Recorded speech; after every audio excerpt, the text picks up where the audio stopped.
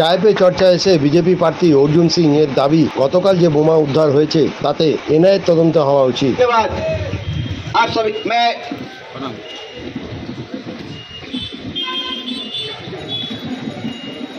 उपस्थित हो चुके हैं माननीय अर्जुन सिंह जी को, इसके लिए आप सभी को हृदय से धन्यवाद। और आगे मैं कुछ बोलने के लिए अपने लोकसभा के प्रार्थी श्रीमान अर्जुन सिंह जी, उनको हमारे यहाँ पर सम्मानित करेंगे। दीपक साव उर्फ टिंटून माला पहनाकर सम्मानित करेंगे। जोरदार तालियों से स्वागत हो।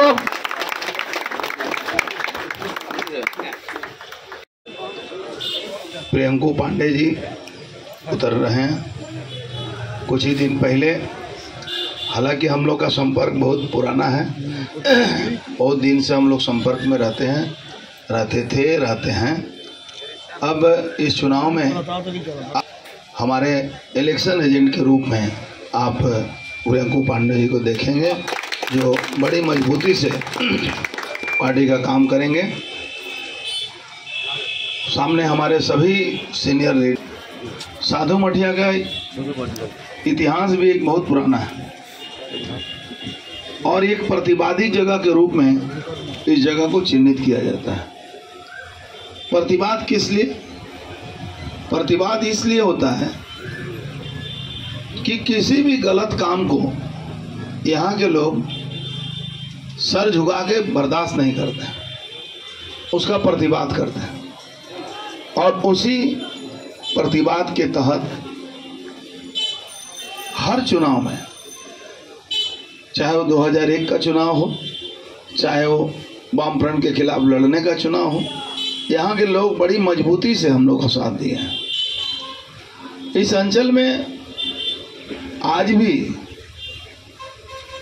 जितने भी अच्छे लोग हैं, जो लोग भी समाज में जिनकी अपनी एक पहचान है, समाज के लिए वो काम करते हैं, चाहे वो टीचर हों, चाहे सामाजिक व्यक्ति हों, चाहे वो संस्था चलाते हों, चाहे वो किसी क्लब को से जुड़े हुए हों, चाहे वो क्लब के माध्यम से लोगों का काम करते हों। एक समय था यहाँ एक शिवली संघ हुआ करता, आज भी है। वहाँ के जो भी पदाधिकारी थे हमेशा ये चेष्टा करते थे कि उसमें शिक्षा दीक्षा ऐसा दी जाए, कंपटीशन के लिए पढ़ाई कराई जाए, ताकि यहाँ के बहुत सारे बच्चों को अच्छी अच्छी नौकरियां मिले। करता था सीपीएम के जमाने में डर से पार्टी नहीं करता था, और आज पूरे इलाके का जितना एक्सटॉर्शन होता है सबका मेजर स्टेक उसके पास जाता है और वहां से भतीजे के पास जाता है। ये है यहाँ के भारत, यहाँ का सही बता दें, जितना भी यहाँ तमाम क्रिमिनल यहाँ पुलिस का सिक्योरिटी में है। और सब शरीफ आदमी को उठा के 107 का मुकदमा करो, एक 110 काट दो। ये पुलिस की यहाँ की भूमिका है।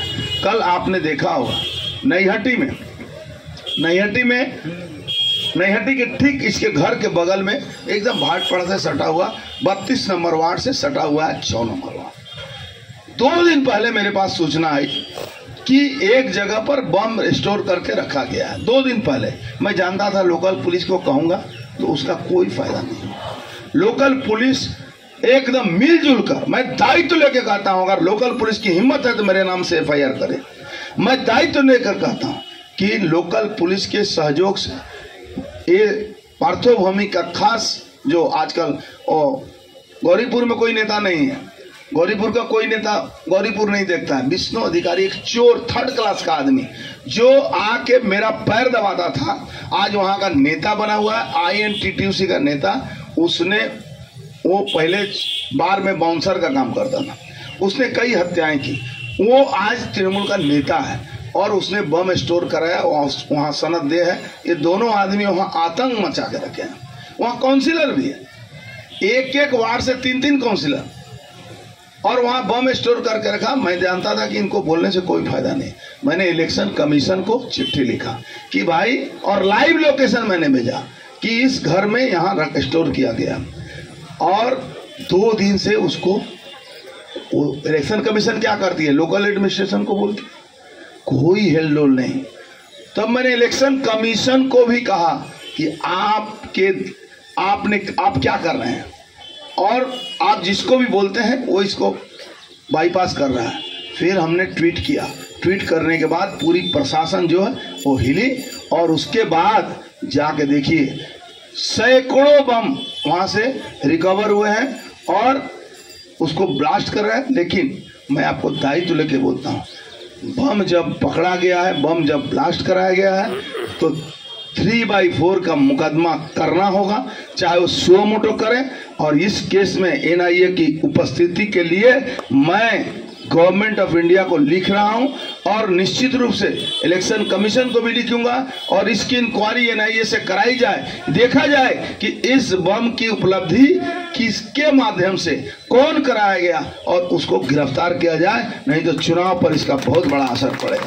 तो ऐसे अपराधियों को ये पनाह देते हैं, और इसमें सबसे बड़ा जो सहयोग है ये भाटपाड़ा का पुलिस और ये पुलिस कमिश्नर। इमीडिएट जहाँ सैकड़ों बम मिलता है और पुलिस कमिश्नर अभी तक बैठा हुआ है, उनको यहाँ से ट्रांसफर नहीं हुआ, उनकी बर्खास्तगी नहीं हुई, तो ये फ्री एंड फेयर चुनाव कैसे हो सकता है? इसके लिए जरूरी है कि ऐसे लोगों को इमीडिएट तत्काल प्रभाव से इनको निरस्त किया जाए, यहाँ से हटाया जाए, नहीं तो फ्री एंड फेयर चुनाव नहीं हो सकता है। ये तमाम चीज़ें आपके सामने हैं। और मुझे गरीब लोगों को गाड़ी मिलती थी, उनको रूट मिलता था, अब इनको बड़ी परेशानी हो गई। अरे ये तो गजब हो गया, हमारा धंधा पानी बंद हो गया।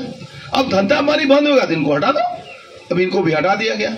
इस तरह की बहुत सारी समस्याएं हैं जो आपको देखने को मिलेगी। आप दूसरे जगह मत जाइए, इस भाटपाड़ा में हम लोग भी यहाँ म्यूनिसिपैलिटी में चेयरमैन थे 10 साल। इस भाटपाड़ा में कांकीनारा जगदल में, इस भाटपाड़ा के भाटपाड़ा इलाका में, चाहे वो रत्तल्ला का इलाका है, चाहे वो सामनगर का इलाका हो, चाहे वो काउगाची का इलाका हो, एक इलाका बताइए जहां हम लोग कभी भी कोई पार्शलिटी किया। हम लोग, कोई काउंसिलर हमारे पास जाके बोलता नहीं था कि हमारे क्षेत्र में ये काम करना है। कोई सफाई के लिए किसी को सिफारिश करने की जरूरत नहीं पड़ती थी। सफाई कर्मचारी दिन में 3 शिफ्ट काम होता था, 3 शिफ्ट काम होता था। आज क्या है, 3 शिफ्ट काम का तो बात छोड़ दीजिए, यहाँ का गार्बेज उठाओ और तालाब में भर दो। तालाब भरने का काम अभी यहाँ चल रहा है। एक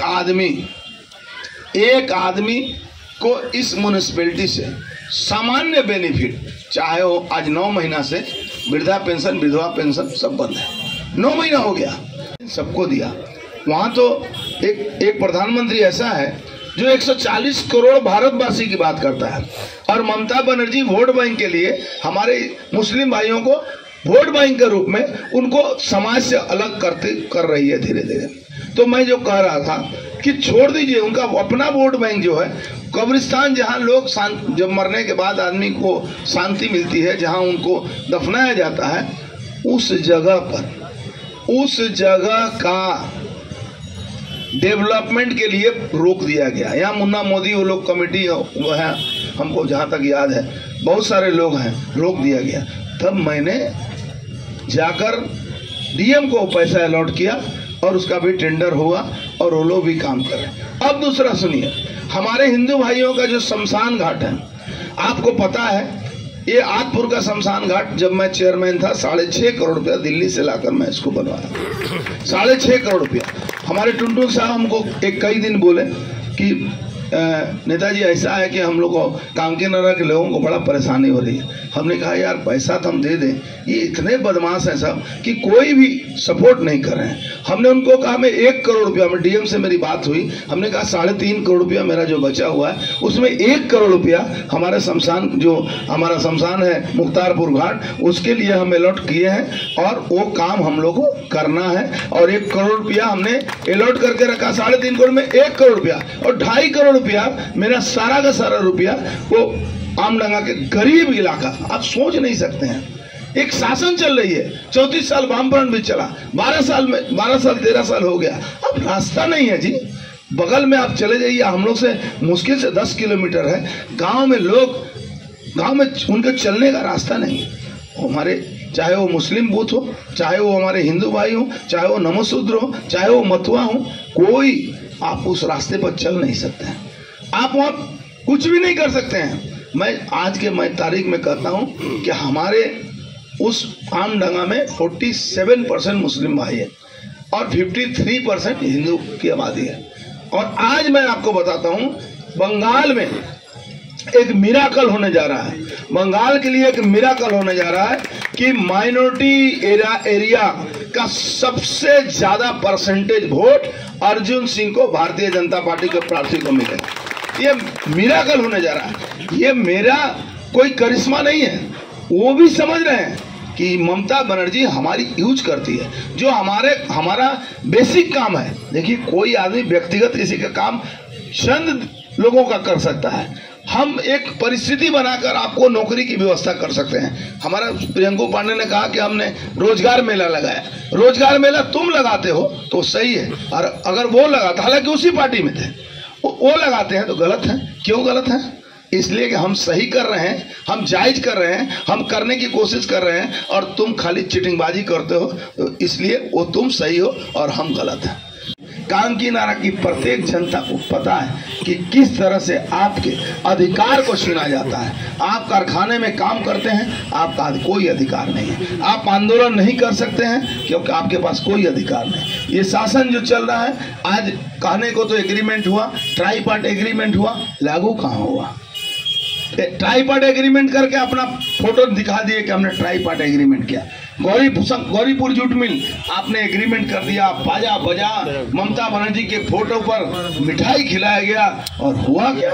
हुआ ये कि कारखाने में 180 करोड़ रुपया सिर्फ बैंक का बाकी है, 600 करोड़ रुपया पब्लिक का बाकी है। अगर पब्लिक का पैसा बैंक का कर्जा नहीं देंगे तो कारखाना किसी जन्म में चलेगा, और कारखाना में तो कुछ है ही नहीं।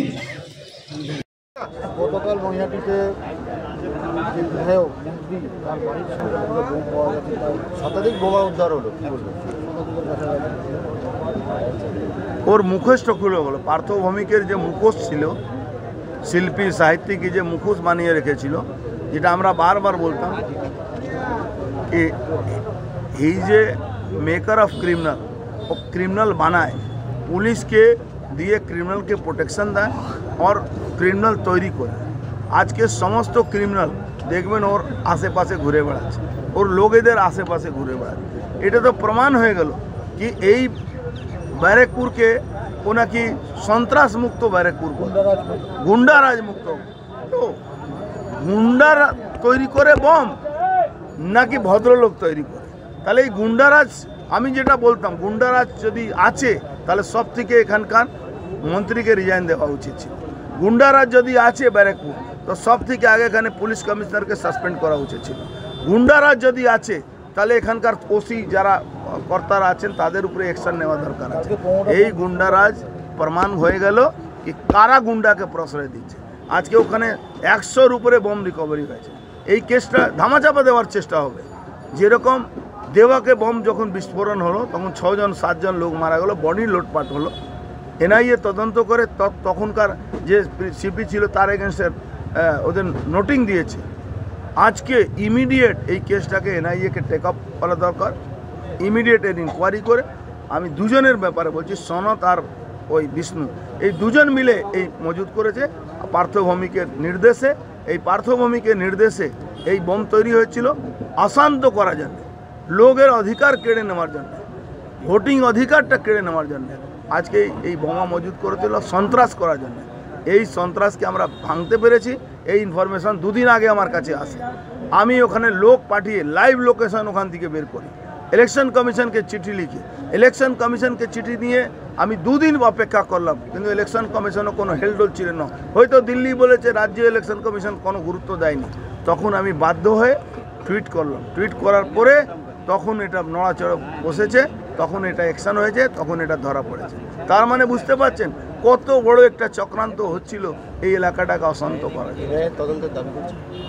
এনআইএ তদন্তর দাবি করছি শুধু না, আমার চিঠি অলরেডি আজকে সকালবেলা 11টার সময় আমাদের হোম মিনিস্টার টেবুলে পৌঁছে যাবে কি এটা এনআইএ তদন্ত কেন হবে না, কে এর পিছনে আছে, কেন এটা হচ্ছে, কেন এখানে এক্সপ্লোসিভ ধরা পড়েছে, এক্সপ্লোসিভ ধরা পড়লে এনআইএ ডাইরেক্ট এন্ট্রি থাকে না, কোর্টে যেতে হয় না, এখানে ডাইরেক্ট এন্ট্রি নিতে পারে। এর আগে ওইখানে সেম জায়গাতেই বোমা পাওয়া গেছে প্রচুর, এর আগে ওটা ফ্যাক্টরি আছে আমাদের এখানে, একটা গোবর ফ্যাক্টরি বলে, ওখানে গোবর থাকে, ওরকম ওখানে বম ফ্যাক্টরি আছে, ওখানে বম পাওয়া যায়।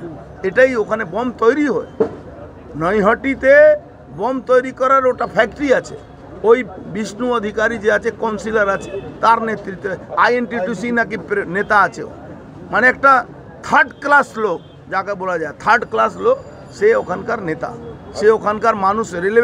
রেলের প্রত্যেকটা জায়গা, আপনি যেরকম বীজপুরে কাঁচরাপাড়াতে রেলের জায়গা, এমএলএর ভাই ওখানকার চেয়ারম্যান লুটে পুটে খাচ্ছে, ওখানকার কারখানা, রেলের যে খালি জমি বাড়িগুলো আছে তাকে ভাড়া দিয়ে দেয়।